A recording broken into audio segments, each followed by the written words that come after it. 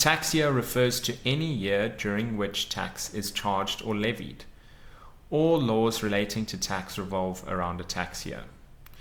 Income is measured over the course of a tax year, and likewise tax rebates, credits, and deductions are allocated per tax year, and there may be limitations as to how much can be claimed in one year. In most cases, a tax year doesn't follow a normal calendar year. For companies, unless a special arrangement has been made with SARS, a company's tax year will be the same as the company's financial year. This is usually January to December, July to June, or March to February. For everyone else, a tax year runs from the beginning of March to the end of February of the following year. This is the period that most of us need to worry about. Now, March to February may seem bizarre, but in some countries, the tax year doesn't start at the beginning of a month. In the UK, the tax year is from the 6th of April to the 5th of April the following year. Now, a tax year is named according to the year in which it ends. So the tax year that runs from March 2026 to February 2027 is the 2027 tax year.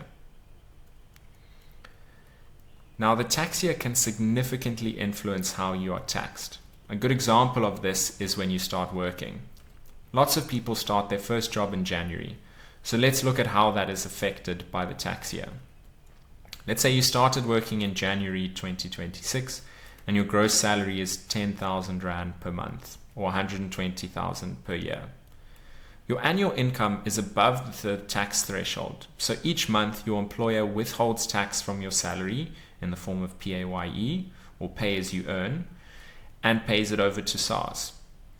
Now in the 2026 year, which is from March 2025 to February 2026, you only worked for 2 months, January and February, and so you earned 20,000 Rand in that tax year. This is way below the tax threshold, but your employer has already deducted tax from your salary in January and February, so you've technically overpaid tax. Fortunately, SARS will see this when you file your return, and you'll get a refund of the tax your employer paid on your behalf. That's why many people get a refund when they start working. Now, that's a very specific example, but there are lots of other reasons to be aware of when the tax year starts and finishes. Contributions to pension funds and retirement funds, which are tax deductible, are capped at 27.5% of your taxable income per year. Charitable donations, also known as Section 18A donations, are also tax deductible, but limited to 10% of your taxable income per year. And contributions to tax-free savings accounts, or TFSAs, recently increased from 36,000 to 46,000 Rand per year. So any contributions above the limit for a retirement fund or pension fund are carried over to the next year, and the same happens with your donations.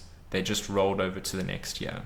However, with TFSAs, if you contribute more than the 46,000 Rand annual limit, you will have to pay a 40% penalty on those extra contributions. All tax filing deadlines are also linked to the tax year. For example, a company must file its annual tax return within 12 months of the end of a tax year. Likewise, all provisional taxpayers, like companies and some individuals, must file provisional returns halfway through the tax year and at the end of the tax year. For individuals, these first and second provisional tax returns must be filed by the end of August and the end of February, respectively. So now that you have a better understanding of the tax year, what should you do? If you haven't been employed for the entire tax year, check if you've overpaid tax. You might get a refund.